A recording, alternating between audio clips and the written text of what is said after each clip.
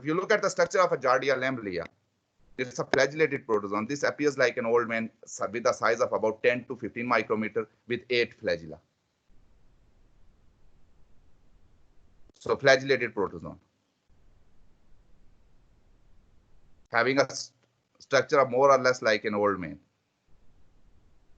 Secondly, as I was telling you, that as far as its structure is concerned, on one end it's convex, on another end it's concave. And these concave sides, they form suction discs. So at the anterior end of the Giardia, you will going to see these two suction discs. And what's the purpose? These suction discs, they create a vacuum.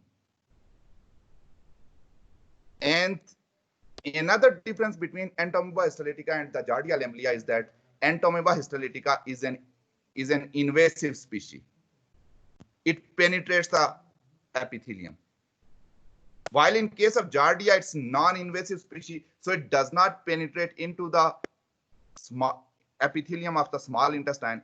Rather, it stays on the surface and it is able to attach itself to the surface with the help of those suction discs that are present on the anterior end. And then you have entire flagellated protozoan.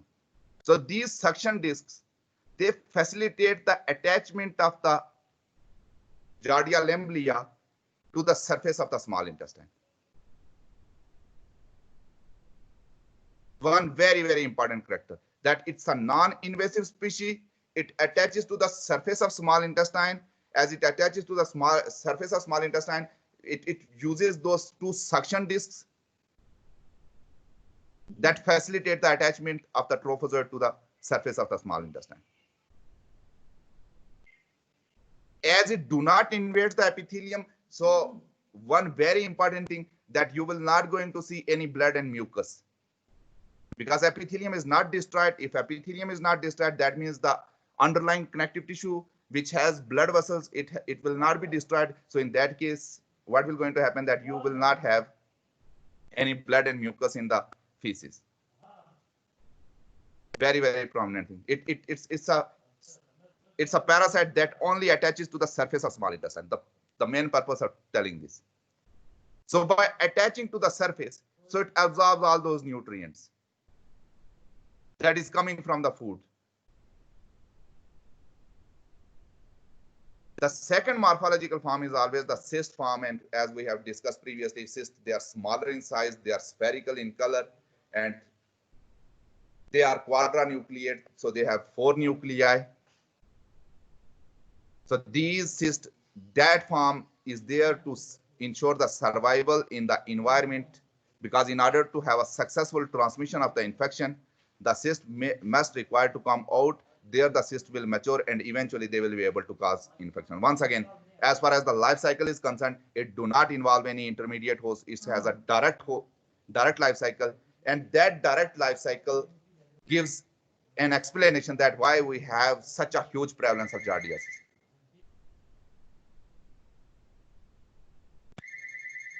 And here you can see the life cycle. The adult parasite stays attached to the small intestine, and there it divides. It increases in number. There is no sexual reproduction. Only asexual reproduction is present. So it divides, increase in number, and some of those trophozoites, they will be converted into the cyst.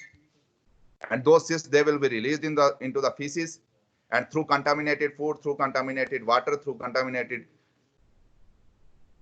hands, that leads to the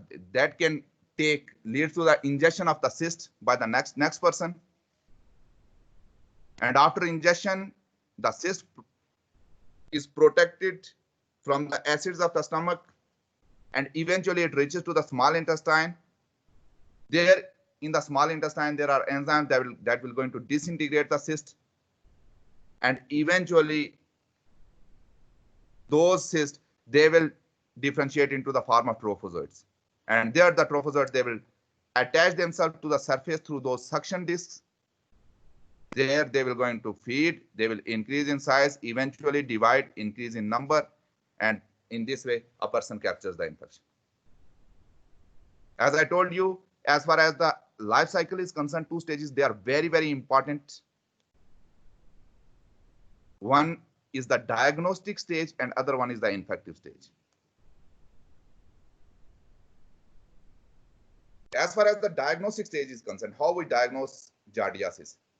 In the lab, we confirm the giardiasis by identification of the trophozoites or the cyst under the microscope. So we take fecal sample and we prepare the slides, and then we try to observe either the trophozoites or the cyst in the feces. And most of the time, these are the cysts that are present in the feces. Very rarely you will going to see any trophozoites. So majority of the time they are cysts. So they are, as far as their diagnostic stages are concerned, they can be diagnosed through trophozoites or they can be confirmed through cysts. Infective stage refers to the at which stage the parasite able to enter into the body of another host and causes infection. Infective stage. The infective stage is always the cyst. So cysts are the infective stages in the life cycle. Direct life cycle do not involve any intermediate host. That concludes my discussion on life cycle. Do you have any other question? As far as the signs and symptoms of Giardia is concerned, once again, if the parasite number is low, majority of the cases they are asymptomatic. Although they are positive for giardiasis, although they are shedding the cyst of giardiasis in their feces, Giardia lamblia, although they are shedding the cyst of Giardia lamblia in their feces, but they will remain asymptomatic. They will not going to show any sign and symptoms of a disease. Secondly, as far as the symptomatic cases are concerned, there could be an acute infection and the chronic infection.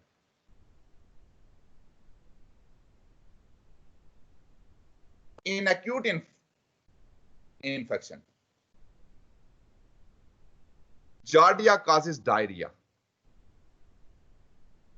and a severe diarrhea. So as it stays in the small intestine, it interferes with the digestion and the absorption that is carried out in the small intestine. So ultimately, the food will not be absorbed in the small intestine. All those nutrients, the body will fail to absorb all those nutrients that lead to the diarrhea and the watery stools. First, diarrhea. It do not causes any dysentery. So you will have the frequent stools and watery stools. That's the first thing. Secondly, the diarrhea has a very, very bad smell. And people, they name it as the foul-smelling explosive, bulky explosive. The feces, they have a very, very bad smell. Because there is no absorption, there is no, it interferes with the digestion as well. That's why you have a very, very bad smell stools. And that bad smell is being contributed by the lipids because it interferes with the digestion and absorption of the lipids. As it interferes with the digestion and absorption of the lipids, so that leads to the lactose intolerance or milk intolerance.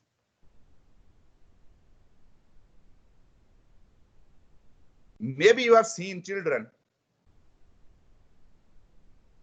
that at any time, whenever they have the diarrhea and when you offer them milk, they just vomit. They are not tolerating the milk. That is a huge sign that someone has a very bad smell diarrhea, along with the person is not accepting any milk. That gives a huge clue to be diagnosed for the giardiasis. It's common in practice that even when it comes to children, that's common that as it is very, very common among the children. So I see that at times when those children, they have diarrhea, they are showing the signs of giardiasis. when they are being offered with milk, so they vomit. They do not take the milk. They do not accept the milk because Giardia causes lactose intolerance. Lactose intolerance, very bad smell, diarrhea. These two things, they differentiate the Giardiasis from Giardia from Entomobacter stylitica infection. Because in Entomobacter stylitica infection, there is blood and mucus, so it's a dysentery. Secondly, the smell of the stool is not being changed. That remains normal. So it does not have a very, very bad smell. So it does not contain any excessive lipid because Entomobacter stylitica stays in large intestine. So it does nothing with the absorption of small intestine. So all those functions of the small intestine, they remain intact. While in case of Giardiasis, as it stays in the small intestine, it interferes with the absorption of the nutrients, it interferes with the digestion of the lipids, it causes lactose intolerance, so you have a very, very bad smell. As Giardia is a non-invasive species, so you will not going to see any blood and mucus. In case of chronic infection, normally that leads to the deficiency of vitamin B12 and disaccharide deficiency. As far as the pathology is concerned, as it is non-invasive species, so normally what happens that when a person captures an infection and once Giardia reaches to the small intestine, it divides, increases number, so they just attaches themselves to the small intestine. So as they attach themselves to the small intestine, so they almost cover the small intestine. So the entire small intestine, majority of the small intestine is being covered by the trophozoites. So the real cells of the small intestine, they are never exposed to the nutrients. So as trophozoites, they cover the small intestine. So the normal absorption function of your small intestine got compromised. That leads to the malabsorption. Diagnosis, once again, either it can be symptoms, it can be history, epidemiology. They are key for diagnosis, that someone is claiming, someone visiting a hospital with a claim that they have a very foul smell, diarrhea. Secondly, the baby is not accepting the milk, so it vomits. People always suspect it for the Giardiasis. And the confirmation is that you just need to take the fecal samples and then process those samples and observe them under the microscope. If someone finds the cysts or the trophozoites of the Giardia lamblia, that confirms the diagnosis. How you can distinct from the dysentery, one is always that in case of dysentery, you have blood and mucus. In case of diarrhea, you do not have blood and mucus. How you can differentiate from any intestinal infection caused by the bacteria? I told you that it's about polymorphonuclear leukocytes. So their number will not increase because they are the neutrophils and they respond to bacterial and fungal infection. So at any time when you have a bacterial infection, normally the neutrophil number will going to increase. You do not see any increase in the number of neutrophils in case of the Giardiasis. And secondly, the fever, sometimes you do not have any fever, and sometimes you have a moderate fever. While in case of bacterial infection, you always have a very high fever and very bad smell of stools.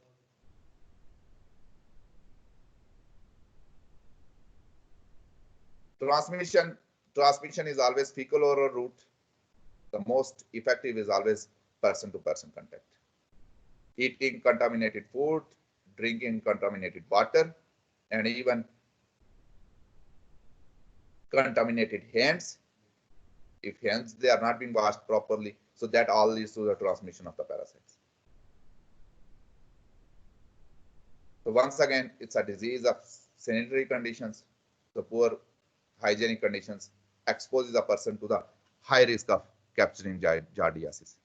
Contaminated food, contaminated water, contaminated hands, these are all risk factors. Once again, Giardia is an ectoparasite. It's not an intracellular parasite. Rather, it do not invade any layer of the epithelium. It do not invade the intestine. Rather, it's a non-invasive species. So it just attaches itself to the surface of the small intestine. So as it is an extracellular parasite, so we expect it to have both IgM and IgA. Because you need antibodies that must be in the secretions. So IgA increase, and it has some role in giving you protection.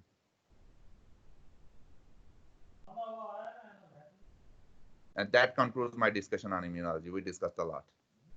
Treatment, once again, the drug of choice is same. The drug is same, that we have very limited drug discovery when it comes to the parasitology. So metronidazole, once again, drug of choice to treat giardiasis. Flagyl, the common name. Do you have any question from this? Just feel comfortable and ask. So we discussed previously a flagellated protozoan that was causing an infection in small intestine. We name it as the Giardia lamblia. We discussed an amoeba that was causing an infection in large intestine, Entomoeba stereotypica. And now we're going to discuss another parasite. It's a Balantidium coli, so it's a ciliate. It uses cilia for movement. One thing that it's the largest protozoan parasite of humans. Sir Yes, please. Sir ये जॉर्डिया है sir, ये intestine के अंदर होता है, तो इसको फिर हम एक्टोपैरासाइट क्यों कहते हैं? Who told you it's an ectoparasite? Yes, sir. I use the word extracellular parasite. Okay, sir. Okay. Maybe if there was distortion in my voice, I use the word extracellular. Entomoeba stereotypica is an endoparasite. Giardia lamblia, endoparasite. Balantidium coli, endoparasite. Cryptosporidium, all the protozoan parasites, they are all endoparasite. I used another term for it, is the extracellular parasites.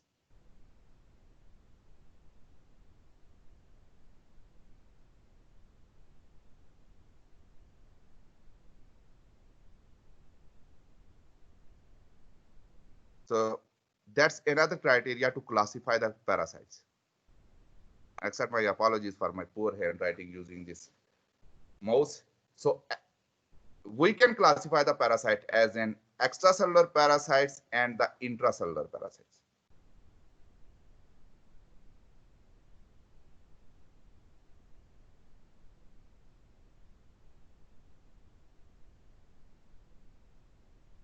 I'm just doing my best to write something using the mouse. Okay. So extracellular and the intracellular. To this point, we haven't discussed any intracellular parasite. A parasite that enters into the cell. And the most prominent example of intracellular parasite is Plasmodium parasite. Later on, even within the intestinal protozoan parasites, we're going to discuss a parasite. We name it as it's from the epicomplex side. We're going to name it as the Cryptosporidium.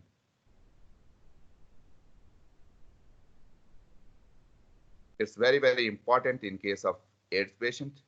So normally, it causes community level diarrhea and the infection in normal population, but normal competent person it's not an issue, but for AIDS patients it's a horrible story. So we're going to discuss later on another parasite. We name it as the Cryptosporidium.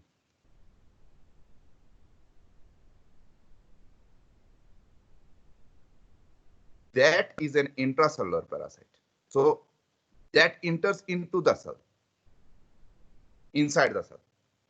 While there is another term, extracellular. These are the parasites that do not enter into the cell. Rather, they stay outside the cell. So I use the word extracellular, not ectoparasite. Is it clear? Your Balantidium coli is extracellular, Entomoeba stereotypica is extracellular, Giardia is extracellular. They are all extracellular parasites. So Balantidium coli, it's a ciliated protozoan parasite. It's the largest protozoan parasite when you look at the size. 60 to 100 micrometer. When we were discussing the Entamoeba stellitica, we were discussing about 25 to 30. When we were discussing the Giardia, we were discussing 12 to 15 micrometer. Here, it's 60 to 100 micrometer. Very, very large parasite. Have a macronuclei and micronuclei that's common with the ciliates. Balantidium coli infection is normally reported in people who are animal handlers.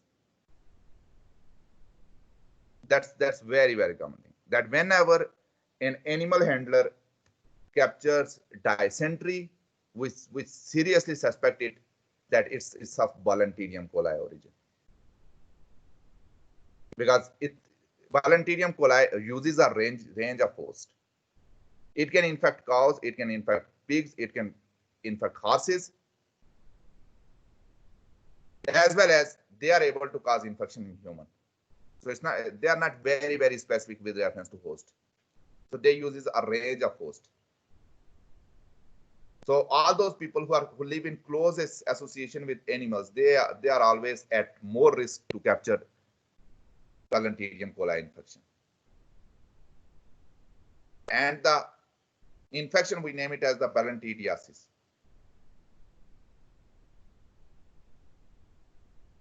Once again, it's a parasite that causes infection in the large intestine.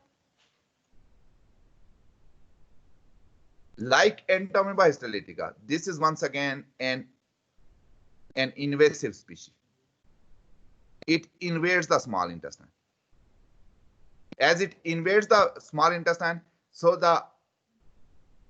it causes dysentery, because in the feces you will going to see the blood and mucus. So dysentery, very, very much similar when it comes to the signs of the disease, very, very similar to the Entamoeba histolytica, that you will going to see moderate fever or low fever along with the dysentery, and in the diarrhea you will going to see the blood and mucus. As far as the diagnosis is concerned, once again, you need to diagnose it. You have to confirm it on observing under the microscope. So these are the trophozoites and these are the cysts. Cysts are smaller in size, spherical in size.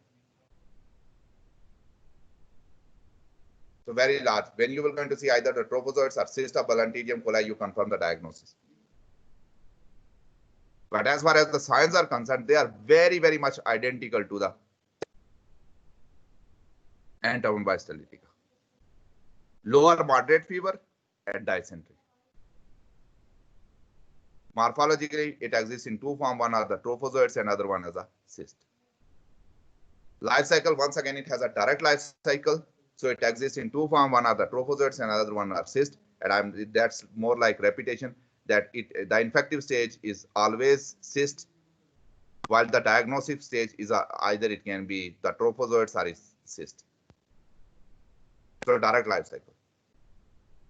So transmission through contaminated food and water, through contaminated hands. And that concludes my discussion on Balantidium coli as well. Do you have any question regarding this? Just feel comfortable and ask.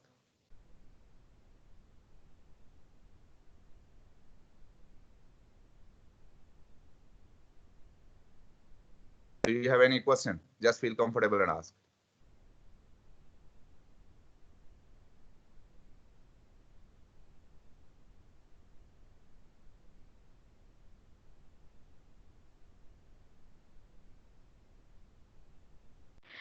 Sir Entamoeba histolytica ये intestine की epithelium में multiply करता है या lumen में?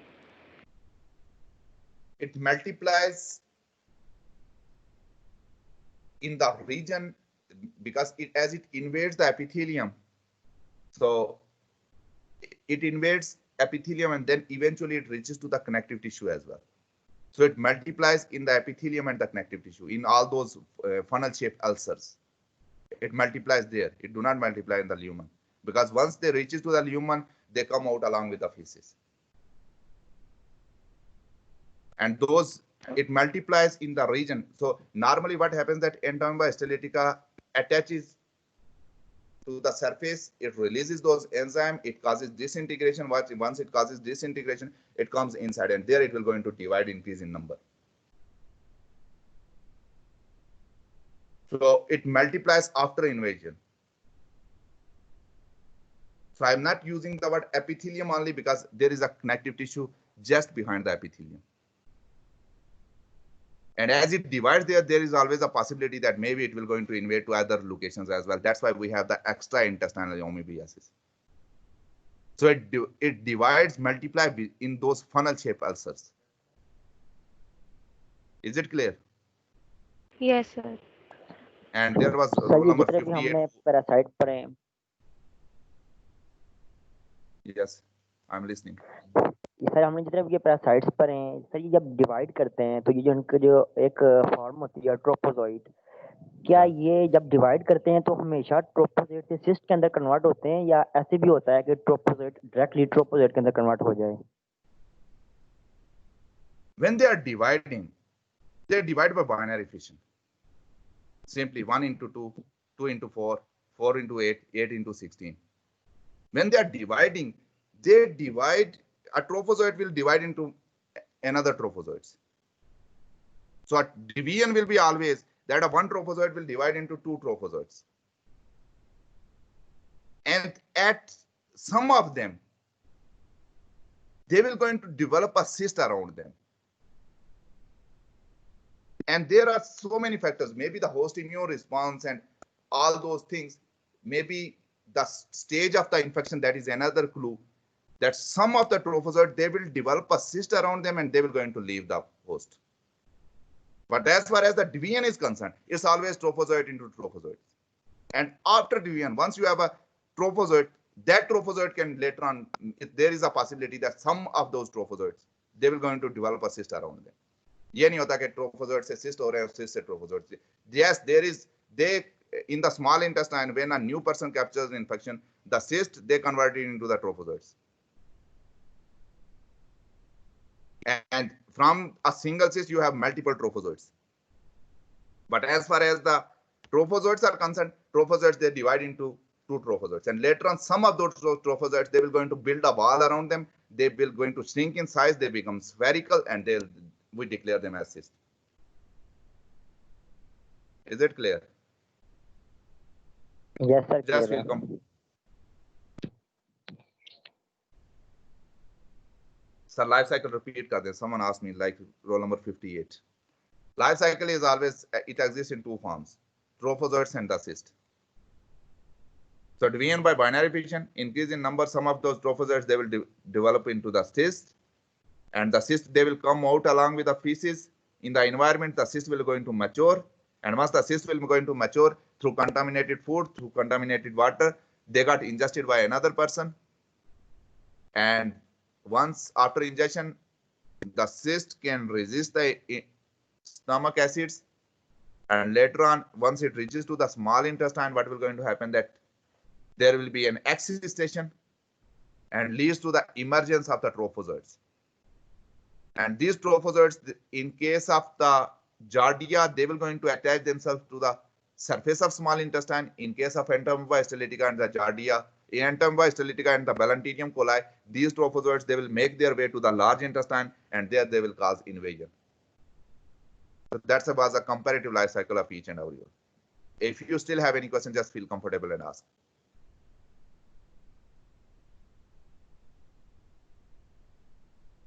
So I will wait for 1 more minute and then I will go into quit if you do not ask any question, if you will not.